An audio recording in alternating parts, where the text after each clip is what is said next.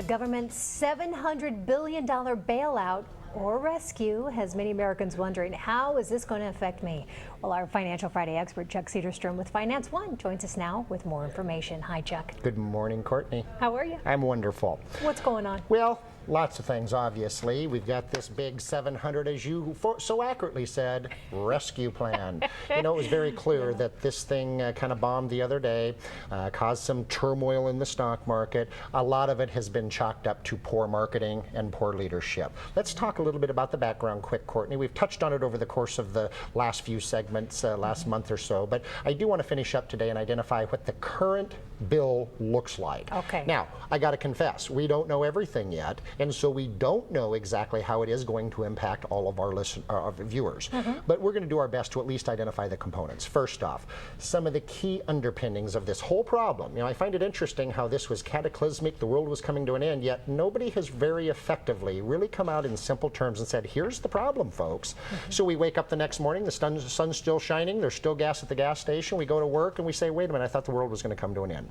At its core was loose lending standards. Some of those loose lending standards were prompted by federal government legislation to create more credit for homeowners in low to moderate income ranks. Just that simple. So lenders really had some push on that side, but then with that push they got greedy and expanded it too far because they knew at the end of the day our favorite Fannie Mae and Freddie Mac would end up buying a lot of this paper and they wouldn't have the problem. So combined with that then, there came an expansion of housing, which caused the value of housing nationally to go down. Now, we've talked locally, it doesn't impact us nearly as bad, but nationally, the value of housing went down. It made those riskier loans more risky.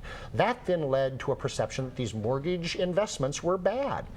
Now, you combine that with a law called Sarbanes-Oxley. Don't want to get too technical on you here this morning, but that created the mark-to-market accounting process. So assets that were valued here had to be dropped to near zero because that's all the market would pay for them. All of these things combined, Courtney, have been a witch's brew recipe for the problems we see today. President comes out with Treasury Secretary Paulson with 3 pages saying we want $700 billion and just trust us, we'll spend it. Democrats get a hold of that and say we hate that, number one, to their credit. To their discredit, they mucked it all up with a lot of earmarks. Republicans then freak out and say we're not going to have that, and of course we saw the outcome of that. The House didn't pass it. Wednesday evening, the Senate did in an unprecedented move. Usually the House passes it first and then sends it to Senate. We don't know what's going to happen. There are still, on the hard right and the hard left, people adamantly opposed to this for different reasons. So what's in this bill today? As it was approved by the Senate Wednesday evening, there are 5 key components. Number 1 is a stabilizing the economy component. That $700 billion is intended to buy these so-called bad investments so that banks can start getting back into the lending business. Take those off the balance sheet so they have money to loan.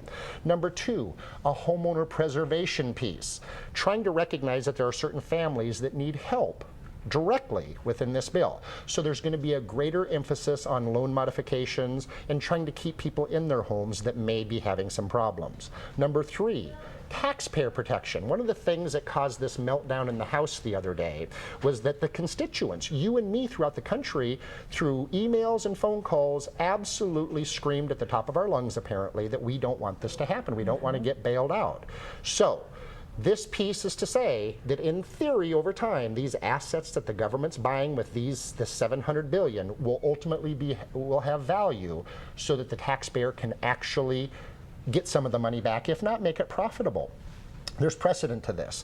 The Chrysler bailout years ago actually was profitable in a weird sort of way. So that's the taxpayer protection portion, is to give taxpayers the comfort that we're not going to have to pay up $700 billion for, you know, every man, woman, and child through further taxation.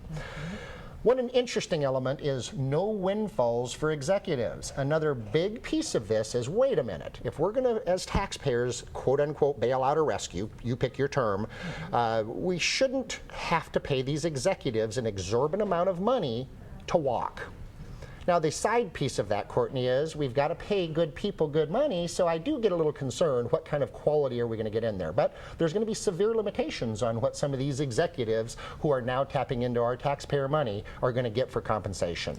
And finally, of course, is another thing that came out of the meltdown in the House. This actually became a better bill, by the way, as a result of that. I'm glad some people stepped up and said no, is strong oversight. I think we can all agree, by virtue of how we started here this morning and kind of told that story, we need to make sure that our lawmakers in Washington, D.C. are staying diligent in making sure they're protecting yours and my tax money. Great information. There you have it. Great way to put it in simplest terms. We appreciate that. All in 3.5 minutes. How do you like that? I loved it. Give people where to find you. Call me at 502-6501. Thank you so much, Jeff. Thanks, Courtney. And we'll see you in a week. Coming up, get beauty tips from actress Jane Seymour. You know who that is. It's next on A Long Life.